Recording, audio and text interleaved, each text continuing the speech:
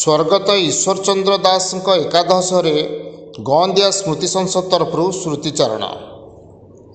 ଢେଙ୍କାନାଳ ଜିଲ୍ଲା ଗଅଁଦିଆ ବ୍ଲକ ବେଗା ଗ୍ରାମ ପଞ୍ଚାୟତର ବିଶିଷ୍ଟ ସମାଜସେବୀ ତଥା ଧର୍ମପରାୟଣ ବ୍ୟକ୍ତି ସ୍ୱର୍ଗତ ଈଶ୍ୱରଚନ୍ଦ୍ର ଦାସଙ୍କ ଏକାଦଶରେ ଗଅଁଦିଆ ସ୍ମୃତି ସଂସଦ ତରଫରୁ ସ୍ମୃତିଚାରଣ ସଭା ଗଅଁଦିଆ ସ୍ମୃତି ସଂସଦର ସଭାପତି ପ୍ରକୃତି ବନ୍ଧୁ ହରିହର ସାହୁଙ୍କ ଅଧ୍ୟକ୍ଷତାରେ ଅନୁଷ୍ଠିତ ହୋଇଯାଇଛି।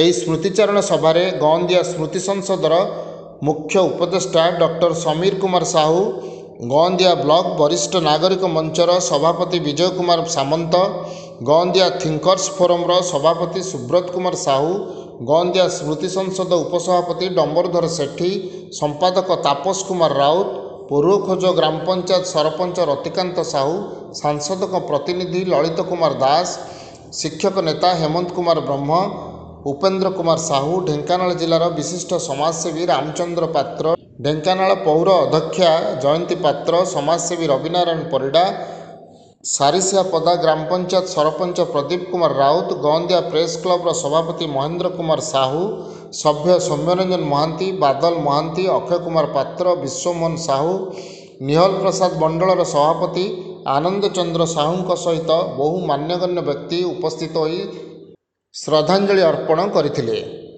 ଅନୁଷ୍ଠାନ ସଭାପତି ପ୍ରକୃତି ବନ୍ଧୁ ଶ୍ରୀ ସାହୁ ଭଗବତ ଗୀତା ପାଠ ଓ ଶାନ୍ତି ପାଠ କରିଥିଲେ। ସମସ୍ତ ପରିବାର ବର୍ଗ ଉପସ୍ଥିତ ରହିଥିଲେ। ଢେଙ୍କାନାଳରୁ ସୌମ୍ୟରଞ୍ଜନ ମହାନ୍ତିଙ୍କ ରିପୋର୍ଟ, ନାଗରାଜ ନ୍ୟୁଜ୍।